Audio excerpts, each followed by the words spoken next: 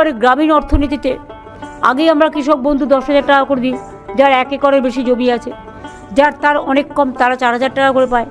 এবং আজকে ক্ষেত মজদুরটাকে সংযোজন করা হলো। এটা একটা বিরাট পদক্ষেপ। বিশেষ করে অনেকে আছে যাদের জমি নেই কিন্তু অন্যের জমিতে চাষ করে, তারা কিন্তু চাষটা করে, কিন্তু তাদের জন্য 4,000 বছরে 2,000 করে দুবারে দেওয়া হবে, রবি আর খরিফ মরশুমে, সেটাও করা হয়েছে। এছাড়া অনেক গরিব চাষি আছে যারা পাম্পে করে জল তোলে বা ধরুন নলকূপে জল তোলে। গভর্নমেন্টের খরচাটা ছিল 1,500 থেকে 2,000 টাকা মাসে, আর প্রাইভেট থেকে নিলে ওটা 2,500 3,000 টাকা হয়ে যেত। ফলে ওরা এক্সপ্লয়েটেডও হচ্ছিল, সেই জন্য তাদেরটা পুরো ফ্রি করে দেওয়া হলো, অর্থাৎ 1 পয়সাও এর জন্য দিতে হবে না।